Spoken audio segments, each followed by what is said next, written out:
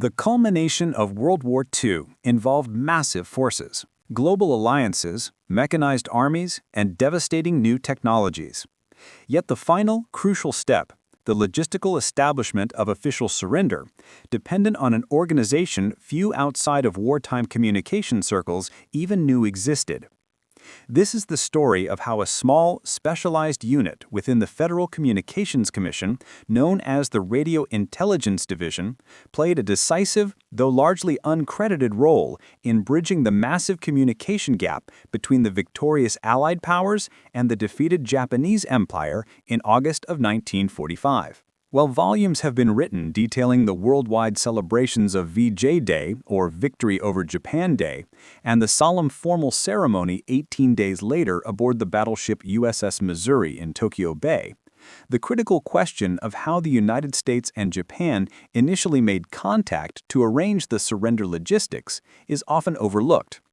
The known historical narratives usually focus on the fits and starts of the final days, the severe internal struggles within Japan regarding acceptance of the surrender terms, and the essential diplomatic roles played by neutral countries such as Sweden and Switzerland.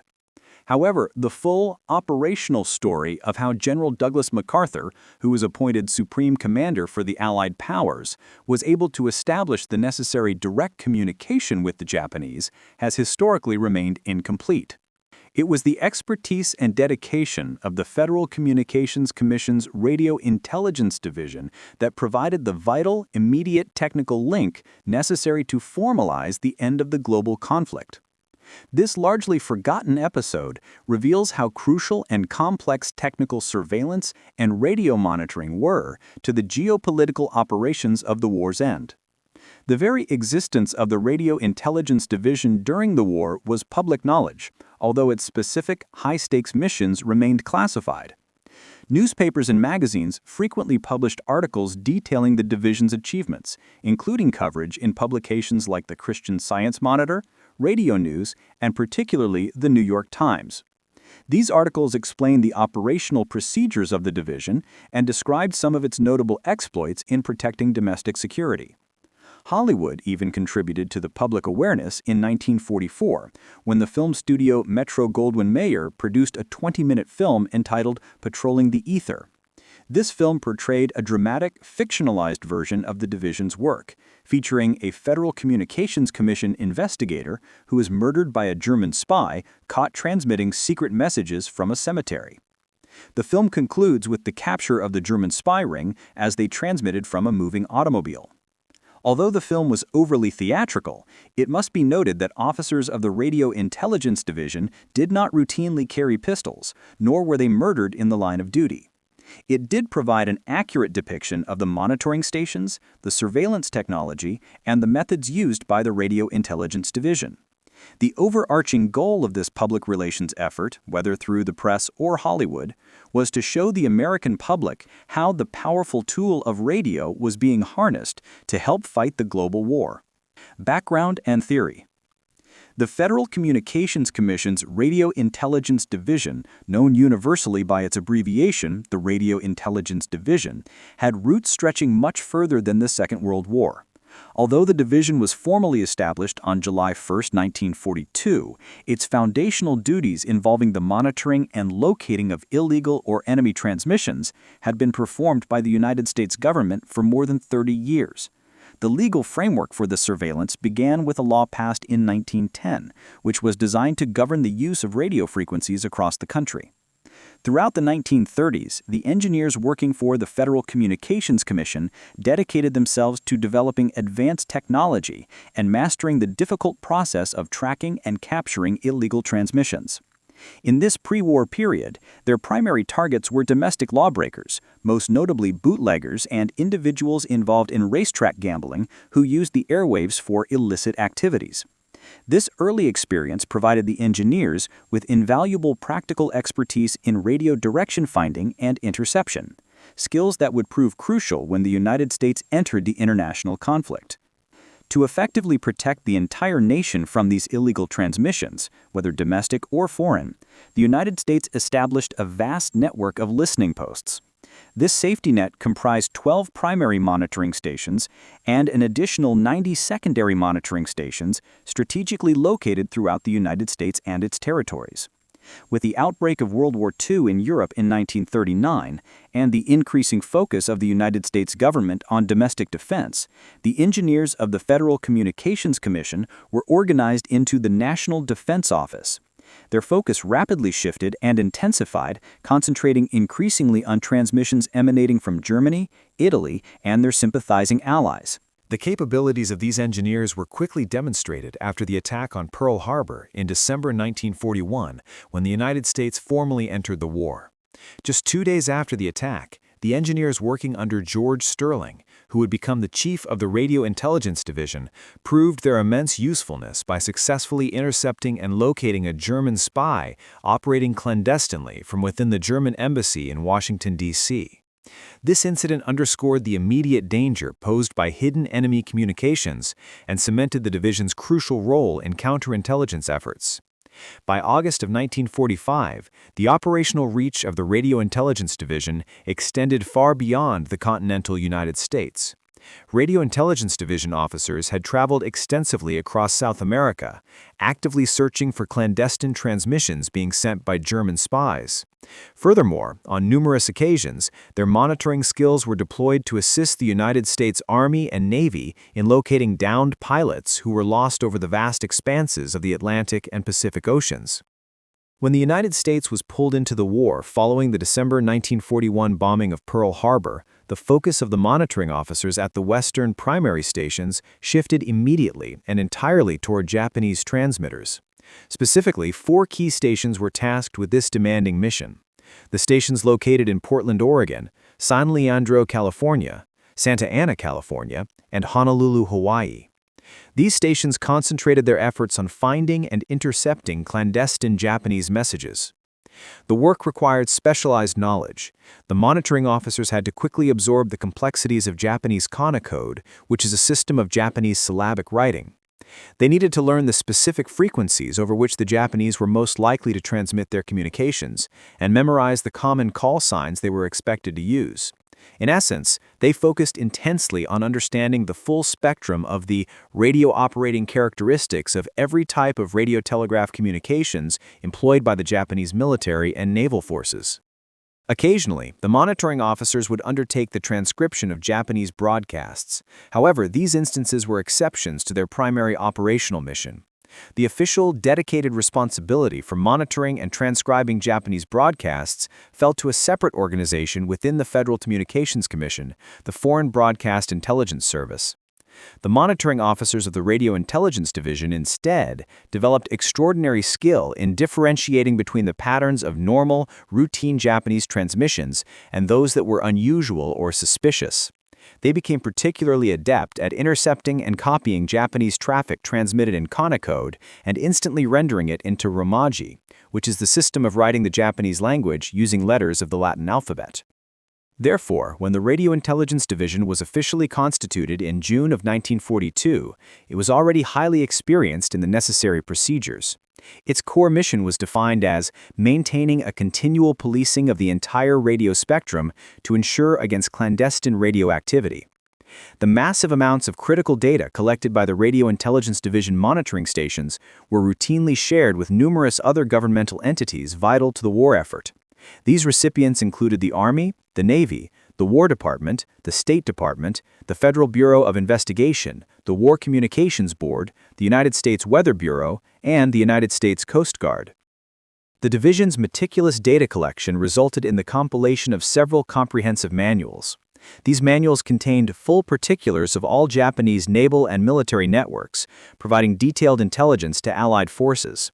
An additional manual was created specifically detailing the authorized occupancy of all frequencies above 30,000 kilocycles.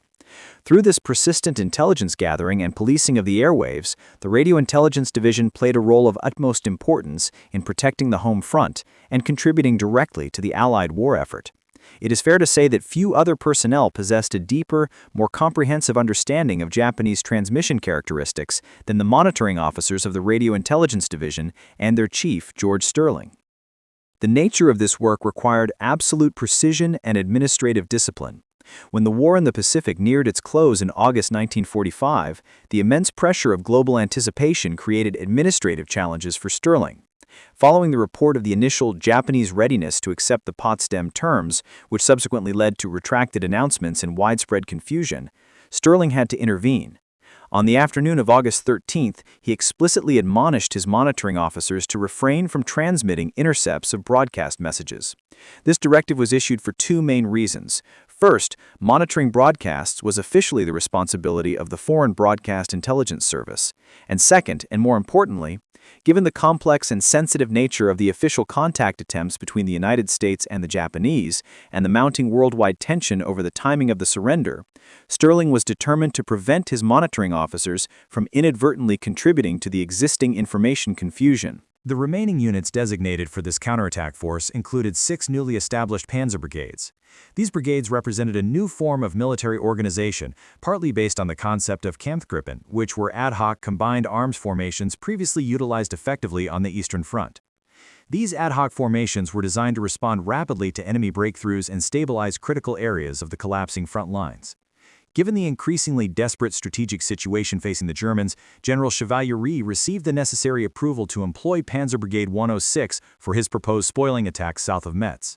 Importantly, any utilization of this particular brigade required the personal approval of Adolf Hitler. Once the spoiling attack concluded, the unit was mandated to return to its original mission, which later involved taking part in the larger counterattack operation known by the Germans as the Vos Panzer Offensive. Panzer Brigade 106 was conceived as a compact unit, yet it possessed significant power. Its main offensive capability rested in its Panzer Battalion. This battalion was structured with 3 companies equipped with the powerful Panther tanks. Additionally, it contained 1 company utilizing the Panzer IV/70 tank destroyers. These destroyers were notable because they mounted the exact same high-velocity 75mm cannon found on the Panther tanks, but housed it within a turretless chassis. Supporting the tanks was a Panzer Grenadier Battalion, initially comprising 5 companies, although Panzer Brigade 106 ultimately grew to boast 8 such companies. Each of the infantry companies was equipped with half-tracks designed to transport the infantry troops. Within each company, 6 of these half-tracks were additionally fitted with triple 20mm automatic cannons. This anti-aircraft weaponry proved highly versatile and useful against both airborne targets and targets on the ground. Some of the half-tracks were also equipped with 75mm howitzers, providing immediate fire support for the infantry troops. At its full paper strength, Panzer Brigade 106 was intended to number 2,100 troops and incorporated various essential support elements such as engineer and reconnaissance companies. The brigade carried the distinctive moniker Feldherrnhalle, which translates to Field Marshal's Hall, because its core foundation was built around 347 survivors hailing from a Panzer Grenadier division of the same name, a unit that had been completely destroyed on a difficult Eastern Front in July 1944. Commanding this powerful new brigade was Colonel Franz Bake. Colonel Bake was a highly experienced tank officer. His prior service on the Eastern Front included leading the Heavy Panzer Regiment Bake, which functioned as a mobile fire brigade unit. This regiment was equipped with a combination of Tiger and Panther tanks, and Panzer Brigade 106 was partly modeled on the structure and operational concept of this successful special unit. Colonel Bake was also a highly decorated officer, holding the Knight's Cross, a decoration recognizing high valor within the Wehrmacht. Despite possessing considerable direct-action firepower, the brigade was burdened by several significant structural and operational weaknesses. Crucially, it lacked any integral artillery support capabilities. This forced the brigade to depend entirely on supporting assets from the larger division or corps units to secure necessary fire support. This deficiency contrasted sharply with American armored units of a comparable size, which the United States armored divisions referred to as combat commands. These American commands typically had at least 1 battalion of self-propelled artillery officially assigned to them. This ensured that the American forces possessed the critical ability to quickly direct and place effective fire onto enemy units, an ability that the new German panzer brigades simply did not share. The critical moment arrived in the early morning hours of August 15, 1945, at 5:16 a.m. in Washington, D.C., where the atmosphere was described as sultry. One of the Federal Communications Commission's telex machines began to receive a message. The telex originated from the War Department in Washington. Specifically, it came from General Frank Stoner, who was the head of the Army Communications Service within the Office of the Chief Signal Officer. General Stoner's instructions were urgent and specific. The Federal Communications Commission was to instruct the person of highest authority available to have the following message transmitted in the clear in any or all means available if possible. Stoner emphasized the operational priority, requesting that the message be transmitted by every practical means at once. The response from the Federal Communications Commission was swift. In less than 45 minutes, precisely at 6 Eastern Wartime, George Sterling relayed General Stoner's high-priority message to the primary monitoring station located in San Leandro, California. Sterling's relayed message began with a set of extremely detailed instructions for the San Leandro personnel. They were ordered to send following message at once, in clear on 3 channels, signing your regular Federal Communications Commission call. Following the initial transmission, they were to advise the Honolulu monitoring station to relay the message using the identical procedure, signing their own regular call sign. Most importantly, Sterling instructed San Leandro, at conclusion, listen for reply to message from any Jap stations that may call you for verification or to transmit traffic. Make contact, if possible, to ensure delivery of this message. The mission was clear. They were not just transmitting, they had to ensure a successful reply. The content of the message itself, which Sterling directed the San Leandro monitoring station to transmit in plain English, was momentous. It was dated August 15, 1945, and addressed directly from Supreme Commander for the Allied Powers to the Japanese Emperor, to the Japanese Imperial Government, and to the Japanese Imperial General Headquarters. This message was the first direct communication from General Douglas MacArthur, who had only been appointed Supreme Commander for the Allied Powers hours earlier. The sheer length of the message meant it took 20 minutes for the entire text to transmit fully to the San Leandro station. The monitoring officer at San Leandro, whose jaw metaphorically dropped upon reading the magnitude of the message, immediately acknowledged its receipt and asked Sterling for necessary operational clarifications. The monitoring officer asked if Honolulu should also use its 4-letter call sign. Sterling confirmed yes and authorized the officer to advise Honolulu regarding the transmission of the message in plain English. A few minutes later, the monitoring officer inquired further, noting, "See no call for San Leandro 4-letter call sign. Will you check this, please?" Sterling quickly supplied the necessary designation, responding, "You shall use the call KFCA." With instructions finalized and the critical call signs confirmed, the monitoring officer at San Leandro immediately began transmitting General MacArthur's message. The transmission reiterated the crucial recipients, from Supreme Commander for the Allied Powers to the Japanese Emperor, to the Japanese Imperial Government, and to the Japanese Imperial General Headquarters. The body of the message conveyed the authority behind the communication. I have been designated as the Supreme Commander for the Allied Powers and empowered to arrange directly with the Japanese authorities for the cessation of hostilities at the earliest practicable date. The core request was logistical. It is desired that a radio station in the Tokyo area be officially designated for continuous use in handling radio communications between this headquarters and your headquarters. MacArthur specified that the Japanese reply must provide the call signs, frequencies, and station designation for this new link. He also stipulated that all radio communication with his headquarters in Manila must be handled exclusively in English text. Pending the Japanese designation of a permanent station in the Tokyo area, MacArthur specified interim frequencies.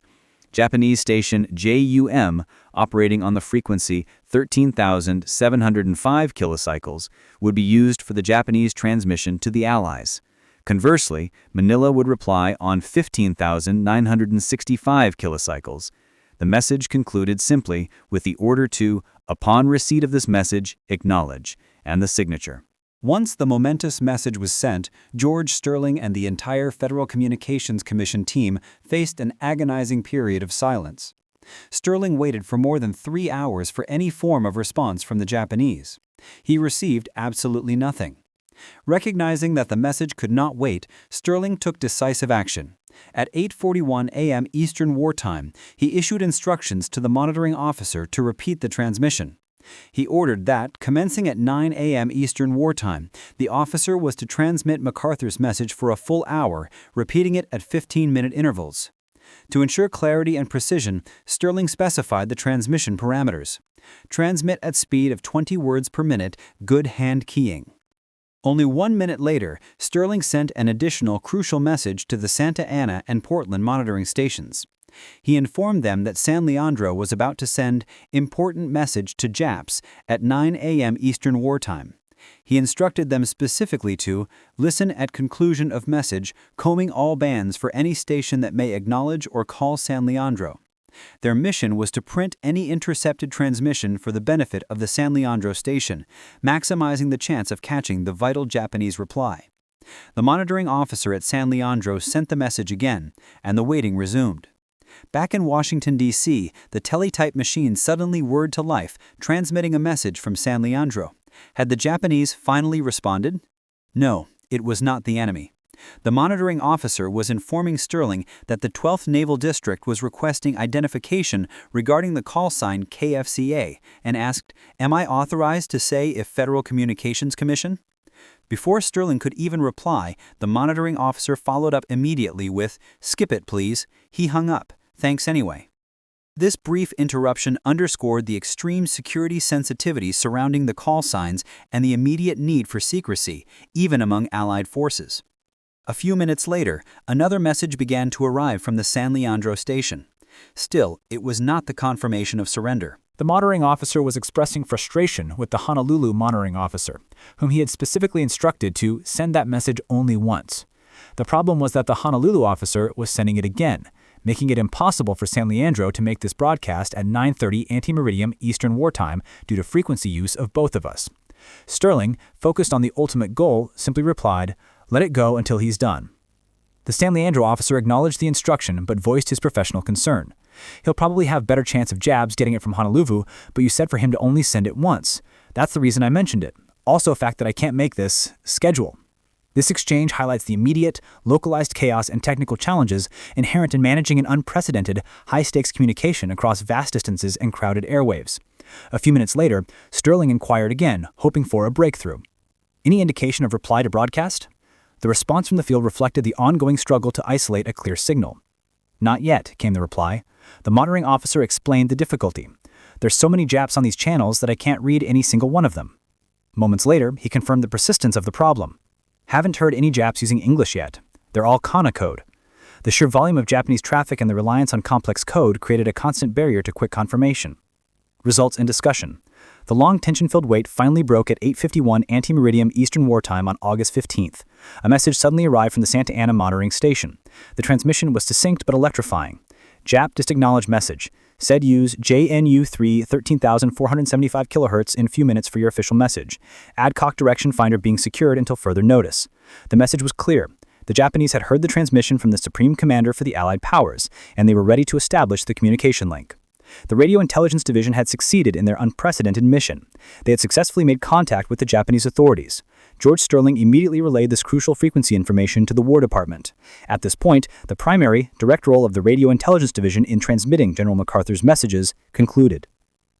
However, the Radio Intelligence Division's monitoring mission continued for the next 36 hours. They maintained constant surveillance, monitoring the detailed transmissions exchanged directly between General MacArthur and the Japanese authorities as they meticulously arranged the necessary logistics for their emissaries to meet. At 10:35 a.m. Eastern Wartime on August 16th, the Washington Radio Intelligence Division office received a lengthy and highly important message relayed from the Portland station.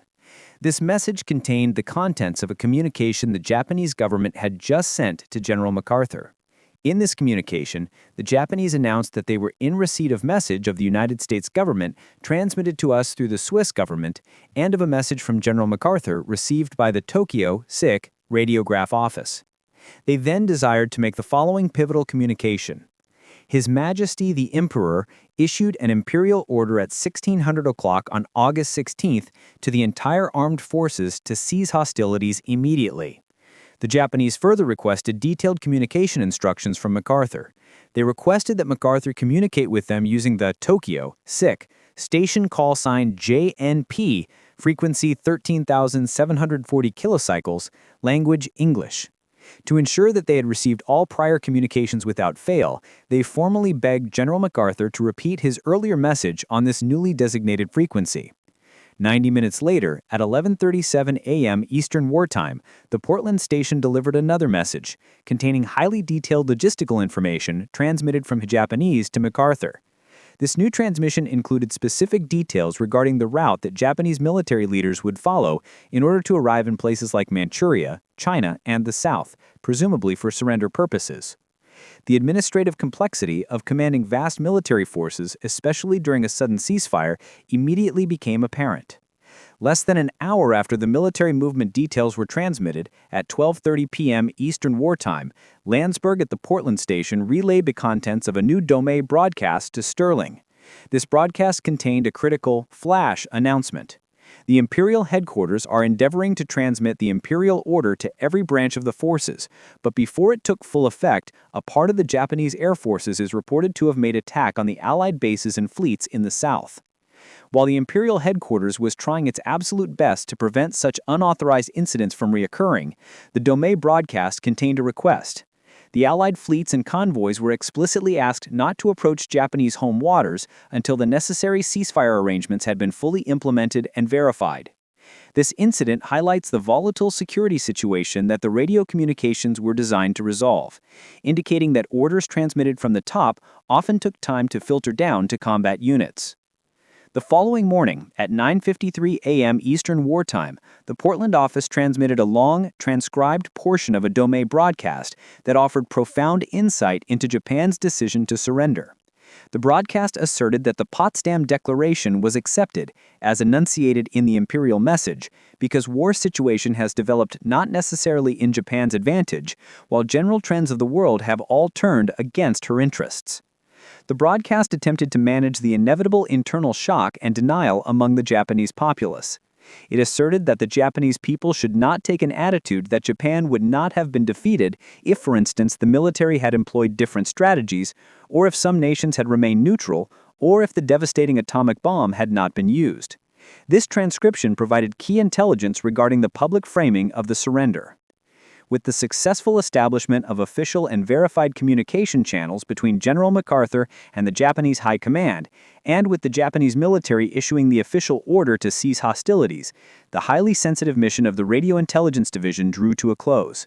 At 4:15 p.m. Eastern Wartime on August 16, 1945, George Sterling issued the final formal order to the San Leandro and Portland monitoring officers. The instructions were clear. Discontinue copying coded material from Japan. Furthermore, they were to also cease copying point-to-point traffic between MacArthur and Japan and vice versa. To ensure absolute compliance and security, Sterling commanded, "Make certain that no one on your staff is making such copy." 33 minutes later, both monitoring stations formally acknowledged receipt of Sterling's directive and thereby gracefully bowed out of their critical, frontline role in monitoring the Japanese surrender arrangements. As the global excitement of victory over Japan Day and the final conclusion of the war surged, news media quickly developed an interest in understanding the exact role the Federal Communications Commission had played in this monumental event. The New York Times was among the first publications to report the story, publishing it on the front page of its August 16th edition. The newspaper reported that 2 messages addressed to Tokyo asked first for the establishment of radio communications between Tokyo and the Manila headquarters. While the news outlet accurately captured the core facts of the communication exchange, it failed to specifically name the Radio Intelligence Division or, more importantly, the specific monitoring officers who had physically transmitted General MacArthur's historic message. 3 days later, the New York Times again reported on the events, noting that on Wednesday, August 15th, General MacArthur sent his first messages to Japan ordering establishment of radio facilities. But once more, the report conspicuously failed to include any mention of the Radio Intelligence Division. The Portland Oregonian newspaper also pursued the story, reaching out to monitoring officer Landsberg at the Portland station for information specifically concerning the Domei broadcast in which the Japanese had accepted the terms of the Potsdam Declaration. Landsberg, always adhering to Sterling's strict administrative protocols, requested permission from the chief before providing any information. He carefully reminded Sterling that the Dome broadcast in question was picked up by both Radio Intelligence Division and Foreign Broadcast Intelligence Service at same time. Sterling's response was highly instructive regarding the professional ethics and division of labor between the two Federal Communications Commission units. Sterling's answer was likely not what Landsberg had hoped to hear, given the significance of the intercept. Sterling stated, "Since interception of Dome was in Foreign Broadcast Intelligence Service show and Radio Intelligence Division was being used as a backstop, it is only ethical that Foreign Broadcast Intelligence Service personnel's names be mentioned." In this specific case, the Oregonian was interested in identifying who had heard the very first broadcast indicating the Japanese intention to surrender, which was an intelligence gathering function, as opposed to who received the first official response to MacArthur's specific logistical message. Nevertheless, this intense journalistic interest encouraged Sterling to clarify the division's most unique and crucial achievement. On August 17th, he formally queried the West Coast monitoring stations, seeking to pinpoint the exact moment of success. Specifically, Sterling wanted to know what United States station, either military or commercial, made first contact with the Japanese following the transmission of the General MacArthur message. The Western monitoring stations undertook a thorough and painstaking search through their records of all transmissions made during those crucial, tense hours. 90 minutes after Sterling's inquiry, the monitoring officer in San Leandro provided the key finding. The report stated, "Have no available record of United States contact with Jap stations prior to the successful intercept by the Santa Ana station at 8:51 ante-meridium Eastern Wartime on August 15th. One day later, the Portland station confirmed this finding, stating definitively, "No record of contact before Santa Ana at 8:51 ante-meridium Eastern Wartime." For George Sterling and the dedicated monitoring officers who worked under his command, this conclusion settled the matter. The historic first direct contact established for the logistics of surrender, bridging the vast divide between the Japanese Empire and the United States, occurred directly through the coordinated efforts of the Federal Communications Commission's Radio Intelligence Division. The Radio Intelligence Division successfully completed its final mission in establishing contact. This accomplishment was the capstone of years of highly technical and deeply skilled labor. The monitoring officers were masters of discerning Japanese communications, understanding the radio operating characteristics of the Japanese military and navy, and efficiently translating Kana code into Romaji. This specialized expertise, initially honed tracking domestic criminals, became the essential technical safeguard for the nation. The division's ability to function as a highly efficient, disciplined communication channel, as demonstrated by Sterling's meticulous management of frequency assignments and interstation coordination, was critical in a moment where confusion could have prolonged the bloodshed. The establishment of continuous communication was not merely a matter of sending a message. It was about managing an international radio network under extreme wartime conditions. The difficulty cited by the monitoring officers, the sheer volume of Japanese transmissions overwhelming the channels, and the reliance of the Japanese on Kana code rather than English underscores the complexity of the task. The quick, accurate intercept by the Santa Ana station, providing the Japanese response and the temporary use frequency, JNU3, 13,475 kHz, proved the superior skill of the personnel. The ability of the monitoring stations to act as a unified, coordinated unit under pressure, shifting from domestic policing to global, life-and-death strategic communication, remains one of the greatest, though least celebrated, technical feats of the war's final days. The controversy surrounding who received the credit for the initial Dome broadcast regarding surrender intentions further illuminates the delicate bureaucratic environment of wartime intelligence. Sterling's ethical stand, insisting that the Foreign Broadcast Intelligence Service receive credit because monitoring broadcasts was their primary function, even though the Radio Intelligence Division had acted as a backstop, demonstrates the clear administrative lines that were drawn within the Federal Communications Commission. However, this dedication to bureaucratic protocol may have inadvertently contributed to the Radio Intelligence Division's role in the MacArthur contact being overshadowed and subsequently forgotten by the press. Because the agency refused to claim credit for the broadcast intercepts, the media focused elsewhere, ultimately failing to connect the Radio Intelligence Division to the crucial direct contact that followed. Ultimately, the findings of George Sterling's internal inquiry confirm the pivotal practical role of his division. The Radio Intelligence Division was the instrument through which the Supreme Commander for the Allied powers delivered the command that launched the formal surrender process, and it was the division that confirmed the successful initial acknowledgement from the Japanese side. This essential logistical step was paramount. Without this secure, verifiable, and immediate radio contact, the arrangement for the meeting aboard the battleship USS Missouri could have been significantly delayed or potentially compromised.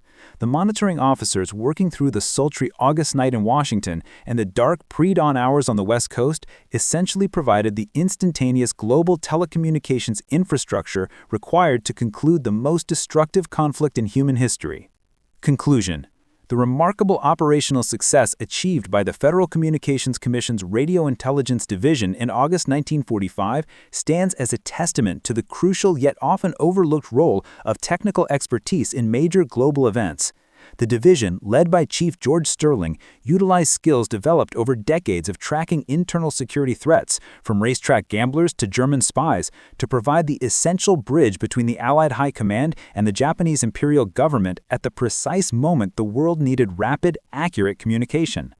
Despite its undeniable success in establishing the first verifiable direct contact for surrender logistics on August 15, 1945, the Radio Intelligence Division was soon swept away by the massive governmental restructuring that followed the conclusion of World War II. The organization was officially dismantled in 1946. Its extensive responsibilities and vast data collection were largely transferred to the newly formed Central Intelligence Agency, demonstrating that the technical mission of policing the radio spectrum remained vital, even if the organizational structure was dissolved. George Sterling, the determined chief who meticulously managed the surrender transmissions and zealously protected the division's information integrity during the crisis, continued his distinguished career. He was appointed as a Federal Communications Commission commissioner in 1948, a post he held until 1954. Sterling later published accounts reflecting on his experiences within the Radio Intelligence Division. Intriguingly, however, he never publicly mentioned the monumental details of the MacArthur transmissions, suggesting that the secrecy and sensitivity surrounding the event may have persisted long after the war concluded. Sterling passed away in Baltimore in 1990 at the age of 96. The fate of the hardworking monitoring officers who ensured the success of the mission, such as Landsberg and the personnel at the critical stations in San Leandro, Portland, and Santa Ana, remains largely unknown to the public. Their collective story, detailing the intense hours spent absorbing foreign code and meticulously tracking faint transmissions, has never been fully chronicled. While former members of the Radio Intelligence Division created a commemorative webpage in 2008, the details of these specific men and their actions during the surrender remain obscure. The story of the Radio Intelligence Division serves as a powerful reminder that history is often made not only by generals and diplomats, but also by specialized technicians working behind the scenes. Their focus on the precise details, the call signs, the frequencies, the clarity of the transmission, and the avoidance of informational noise allowed the global chaos of war to transition into the orderly process of peace. It was their technical mastery and operational discipline that successfully guided the Supreme Commander's message through the crowded ether, securing the communication link that brought the world's conflict to its formal, necessary conclusion.